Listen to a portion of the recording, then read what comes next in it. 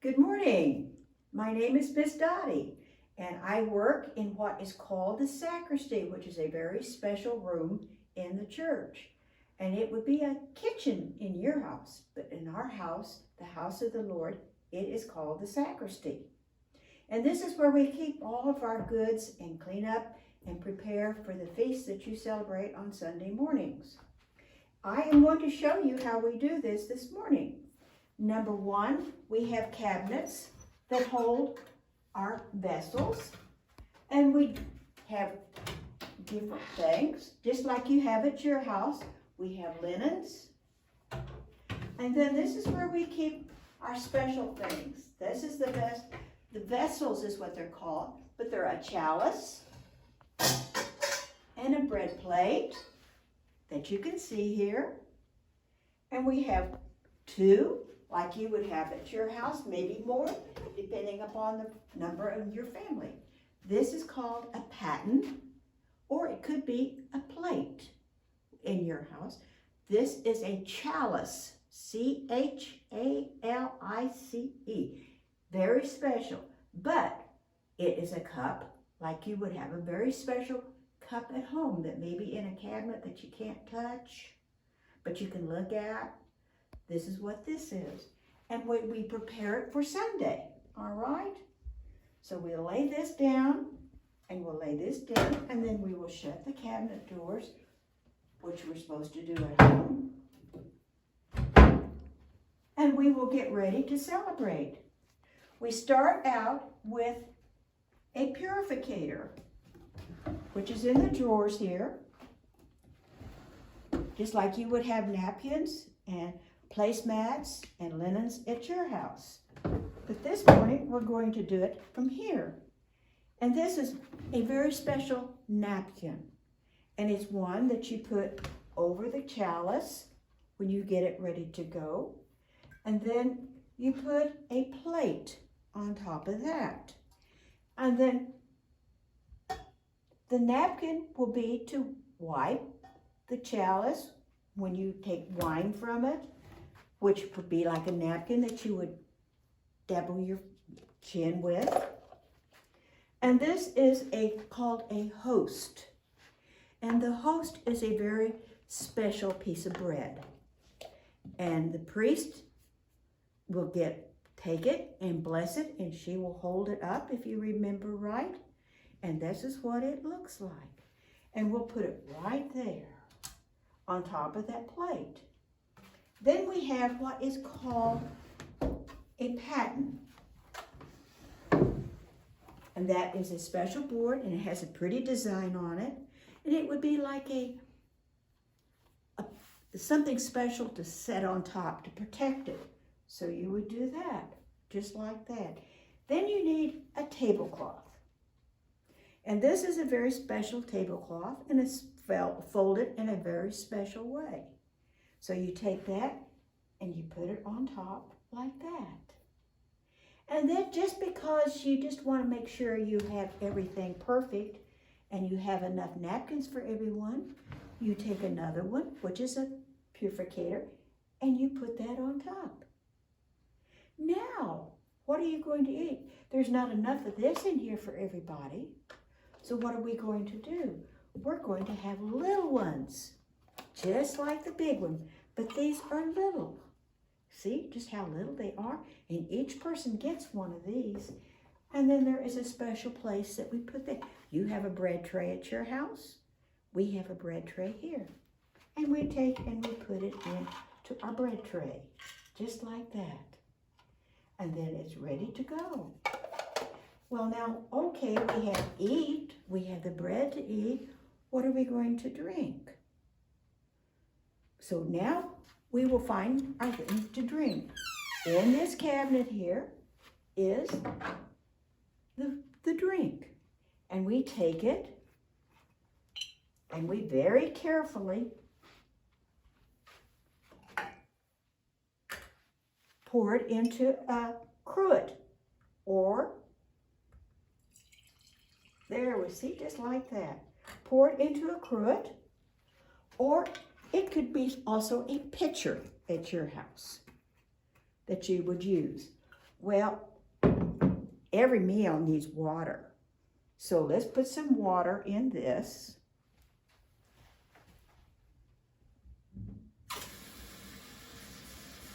And now we have water. Well, okay, so we have that. So we need to protect it before we put it on the table. So we have very special corks. And we put cork in this one. And we put a cork in this one. That way it doesn't get spilled out.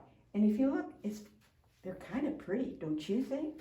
They're beautiful crosses that were given.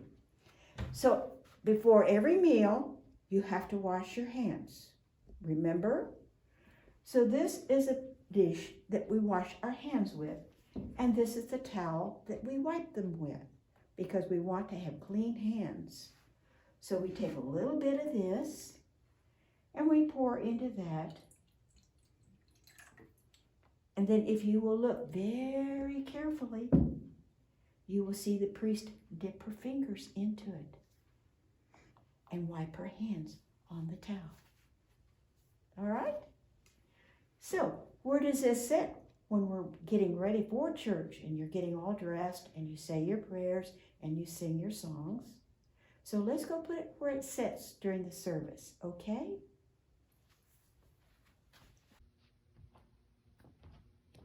Okay, we have now got everything ready for the feast.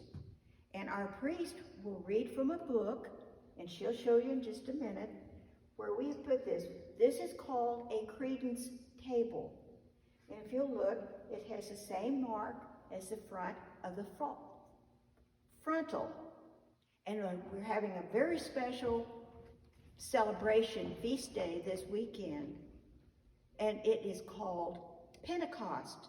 And Pentecost is bright and red. So Sunday morning, put your shirt on, make it a red shirt in celebration of Pentecost. We have set this up. We have everything that we have put together in the sacristy, and we have set it out here for Reverend Carolyn to celebrate with. We have our wine, and we have our water, we have our cup, and we have our towel for her to wipe her hands on, and then we have the book that she will read from. And if you remember right, Reverend Burns read from the gospel. Remember him walking down the aisle and holding the book up high? That's a very special book, and it's very special to read from it. So we will have Reverend Carolyn show you how she goes about and gets it set up for our celebration, okay? Thank you, Miss Dottie. I appreciate your time. If it wasn't for Miss Dottie and so many others, we would not be able to have Sunday worship together, and definitely not the Eucharist. I wanted y'all to see this book because it's so grand. It's gold on the outside. It's probably brass though, right? And it's so heavy. I have a hard time holding it. We take it off the table because we're actually doing two services. The first service was a time when we got to read from the Bible. And the second service is called the service of the table, which is, as Dottie explained, where we have a special meal that we call the Eucharist. Do you know what Eucharist means? Eucharist actually means, in an old Greek language, to give thanks. And it is our opportunity to give thanks to God for all the things God has given us. So Dottie mentioned a very special cloth. This is the tablecloth, and it lays on top of another tablecloth, and this tablecloth is called the fair linen. And it's called the fair linen because it's very fine, and it has special embroidery on it, as does the corporal here, which is what this is called. Why is it called the corporal? Because corporal comes from the word body, cor, and it is to catch any breadcrumbs or any drips of wine that might fall from the chalice or from the paten, the plate, because it's holy food for God's holy people, us. And because it's such special food, we want to be sure to catch every last drop and every last crumb.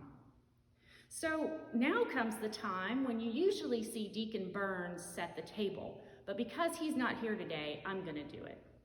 So we set it up just like you might do for dinner at your home. We have our plate with the bread. Remember the host that Ms. Dotty showed you? And we put it here. And then I always wipe out the chalice.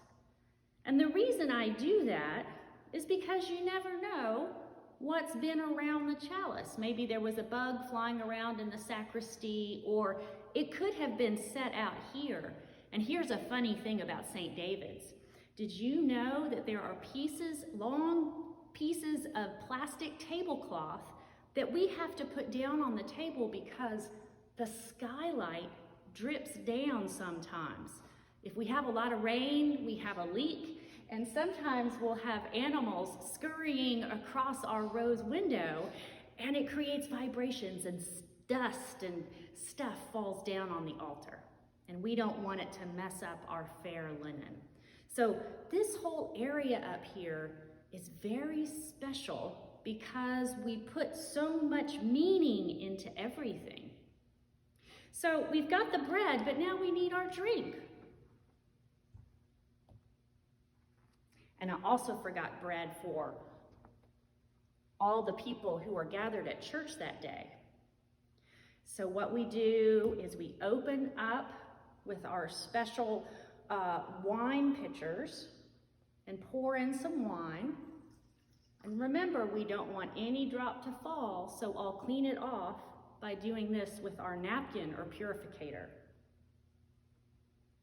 And then I'll make the sign of the cross with water. Now, why do I do that? I'll tell you. There is no real theological or historical reason dating back to the time of Jesus, but a lot of people have made it out. Remember when Jesus was on the cross and the soldiers pierced his side and water came out? Some people think of it as being symbolic of that. Others think about the historical reason. The reason why our earliest ancestors had water in their wine is because the wine was so strong and so overpowering that they had to pour water in it to dilute it. It would be like drinking Kool-Aid with only 1 cup of water instead of 6. So that's why we put a little extra water in there. Now, Ms. Dottie had mentioned something about washing hands. And the priest washes her hands because there's a convention of the person who's leading the people needs to be sort of spiritually clean. So it's sort of like a shower. And it's not that I was dirty beforehand, but this is a way, and this is how Reverend Carolyn, interpret it. There are some priests who say, I am not worthy, I am not worthy, I am not worthy. But I don't say that. I say, thank you for the privilege of feeding your people. And I say that because I want my mind to be right here, right now, and to be grateful for having the opportunity to lead you and your family in this very special meal. And so Dottie's not going to do it right now because we don't want to be too close together. But what usually happens is the altar server will pour water over my hands, and I'll say, thank you for the opportunity to feed your people, and wash my hands in that way, and I'll dry them off. And then we put this little bath, or a lavabo is what it's called, right here. And we don't use that again. Then it's time to start praying. So I'll open up this handy book. You can think of it as a cookbook if you want to. And inside this cookbook are recipes for how we're going to pray. We have 4 different prayers that we can say out of this recipe book. And each of the prayers has a different focus. One of them is just the facts, ma'am. It's just very simple. God came down, God gave us Christ, Christ died for us, we give thanks.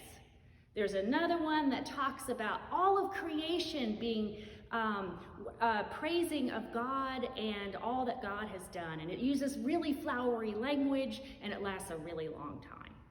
And then there's another one that is a little bit more sad, because we recognize how responsible we are for some things that happen in the world that are not what God dreamed us to first do.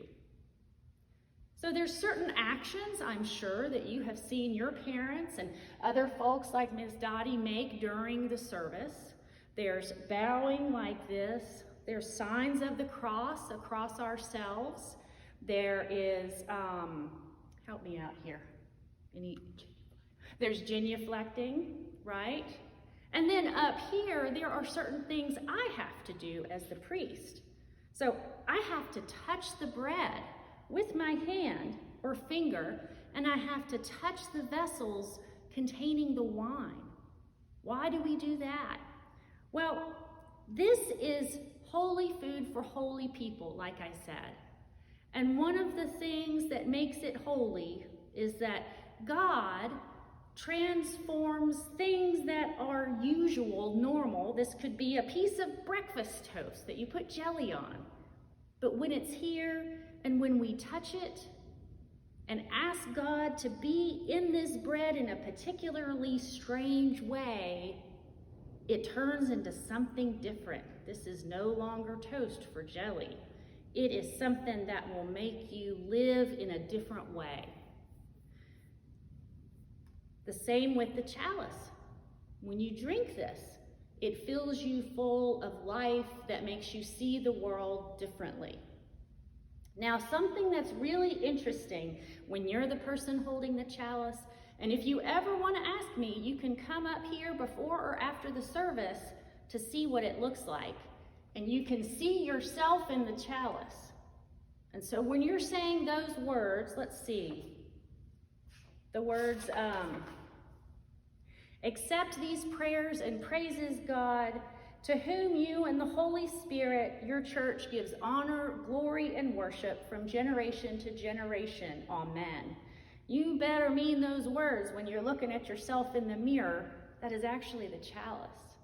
What's also cool is you can also see the rose window in the patent. And so you're seeing all the colors that represent all the different people in the entire world church.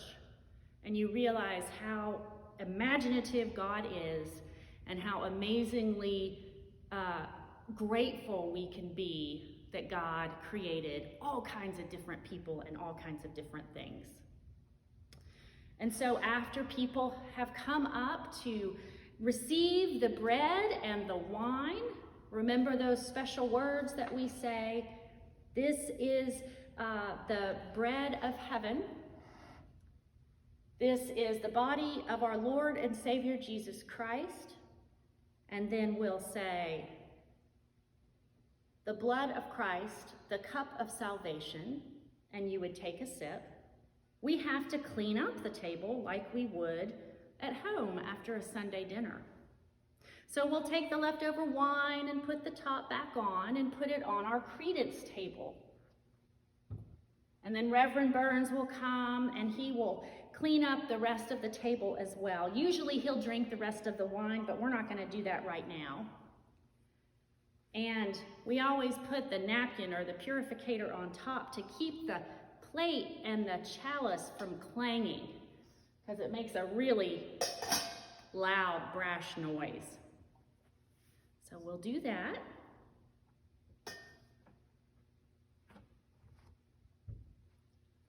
The same with any extra bread. We'll do this to make sure that nothing rains down from the window.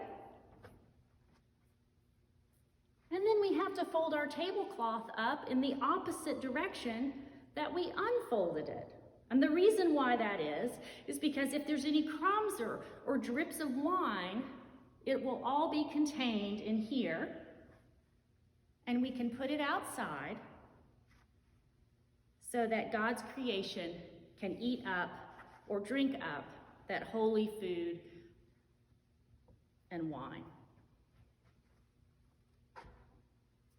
And then we start saying our prayer of thanksgiving. And then the service ends, usually with a hymn, if you're at the 10:30 service. Did I forget anything? I have a really quick story to tell.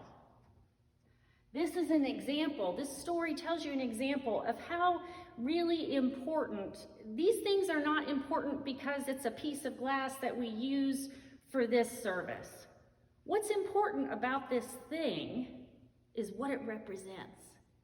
A long time ago, I was at a church up in Maine, and we had one of these cruettes, and it had a big crack down the side. And the lady, like Miss Dotty here, said, we're going to have to replace that. And I said, well, why? Nobody will see it from that far away, and it still holds liquid. And she said, it's not good enough for God.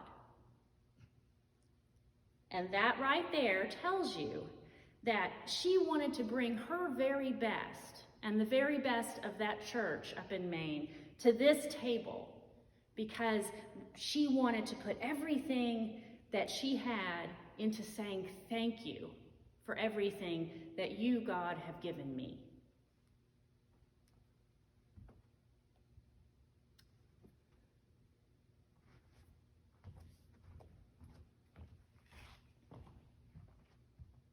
Picture.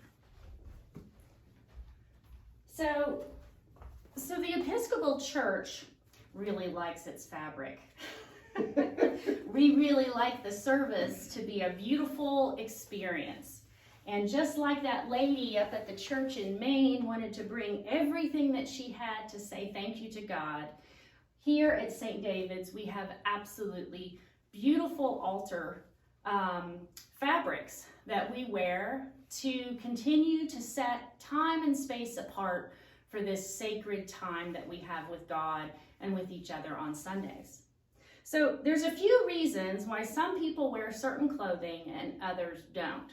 So this is called a stole, and it's something that way back in Jesus's day, senators in the Roman court would wear. And so if you had one stole that went around you, it meant that you were a certain type of politician and you had a certain kind of authority. And it gave you the authority to speak in the Senate, to make policy, to lead. And so it would stand to reason that the priest would wear a stole like this. Now you'll see Burns, Deacon Burns, wear his stole across his chest in this way and tied to the side. Why would that be? Do you remember on Maundy Thursday where we wash each other's feet? The story in the Bible goes that Jesus had a towel, and when he washed the disciples' feet, he put the towel over his shoulder and then used the towel to dry their feet off. And so to wear it like this reminds us that that's what Jesus did as a servant to us. So these stoles will match whatever liturgical season it is. So you just saw the red in there because we're going to be celebrating Pentecost on Sunday. And you'll see me wear a red stole on Sunday. But when the season of after Pentecost happens, you'll see us wear green. Now, this is kind of like a cape, and I'll put it on so you can see what it looks like. Whoops. It's okay. You're okay. It's dramatic to put it on sometimes. And I always have to look in the mirror and make sure that it's symmetrical. Now, this is one piece of cloth. If you look around, it doesn't have any seams. Yes, it has these things going on, but this is not interrupted at all. Why is that? When Jesus hung on the cross, the soldiers down below him were gambling to see who would take Jesus's robe because it was such a fine robe, it didn't have any seams in it. It was just one piece of cloth. And that is meaningful because Jesus was one being, both God, both human. Not half and half, but one very unusual creature that God sent to help us be the best kind of humans we can be. So this chasuble will come off, and I'm going to let you guess at home what the next one signifies.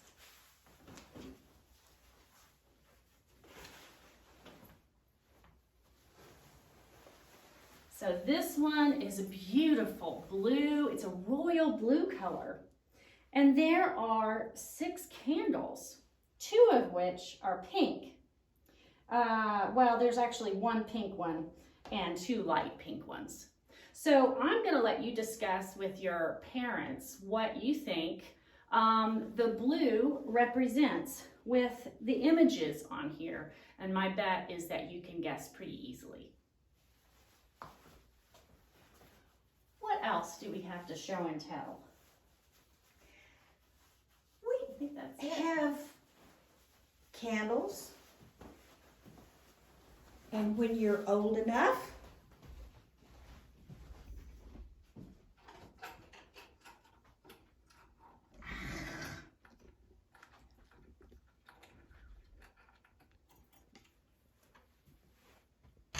these are carried down the aisle, if you remember right, on Sunday morning, and they're held high, and then the cross is in between. And this, it indicates celebration of starting a service. And then you bring down, candles are very important to the church. Long ago, that's all we had was candles. We didn't have electric lights and this kind of thing. But we had lots of beautiful candles. And it's a kind of a semblance of our history. And history is we go way, way back in our history, and we do that. And then we have... They also symbolize the light of Christ. Yeah. And then we have this, which lights the candles at this end. And we can light it.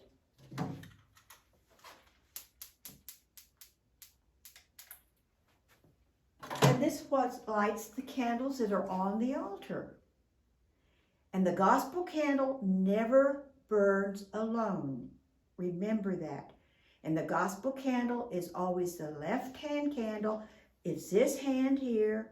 And as you're standing at the altar, you light this candle first, and then you light this candle second. It's like opening a book. Like opening a book and reading. Now, when you put the candles out, this is down. You take this and you put it over the gospel candle first and put it out. And then you put out this candle. And this sometimes is called the electing candle, just about the side of the church. But that is that. I hope you have enjoyed our little fun, because we've enjoyed being with you and sharing some of the things that we enjoy having, that we enjoy using. And it is a privilege for me and for Miss Carolyn, Reverend Carolyn, to show you what is very precious to us. Thank you and have a good day. Thank you, Ms. Dottie.